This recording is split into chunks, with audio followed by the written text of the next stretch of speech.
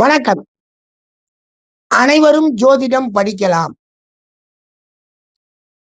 இந்த புதன் நல்லா இருந்தாதான் ஜோதிடம், இந்த புதன் அப்படி இருந்தாதான் ஜோதிடம், அப்படி இல்லாட்டி அவங்க எல்லாம் ஜோதிடம் படிச்சு பிரயோஜனம் கிடையாது அப்படின்னு காலையில கேள்வி கேட்டாங்க. கிளாஸ் முடிச்சுட்டு பேசுறேன். உண்மை அது இல்லைங்க. நீங்க நம்ம ஐடி ஃபீல்டுக்குள்ள போனீங்கன்னா mechanical engineer, electrical engineer, civil இன்ஜினியர்னு, கெமிக்கல் இன்ஜினியர்னு சொல்லி எல்லாருமே அந்த ஐடி ஃபீல்டுல இருப்பாங்க. படிச்சது வேற, உள்ள தொழில் பண்றது வேற. அது மாதிரி தாங்க ஜோதிடம். தாராளமா படிக்கலாம். அனைவரும் படிக்கக்கூடிய கலை தான் ஜோதிட கலை. மறைகலை, மறைக்கப்பட்ட கலை அதெல்லாம் ஒரு மண்ணாங்கட்டியும் கிடையாது.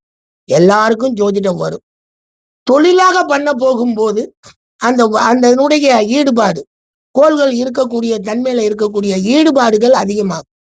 அவ்வளவுதானே தவிர இன்ஜினியர்னு சொன்னதுனால எல்லாருமே அந்த இன்ஜினியர்ல பேர் பெற்று புகழ் பெற்றா போயிடுறாங்க.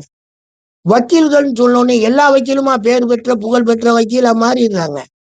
எனவே அதுக்கு நம்ம காரணம் கண்டுபிடிக்கணும். எல்லாரும் வக்கீல் தான், எல்லாரும் டாக்டர்கள் தான், எல்லாரும் ஜோதிடர்கள் தான்.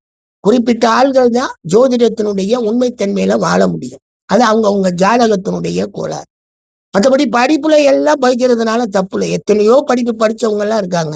அவங்க அதுல என்ன எக்ஸ்பர்ட்டாவா போவாங்க? அவருக்கு என்ன துறை இருக்கோ அந்த எக்ஸ்பர்ட்டுக்கு போவாங்க. நன்றிங்க, நன்றி.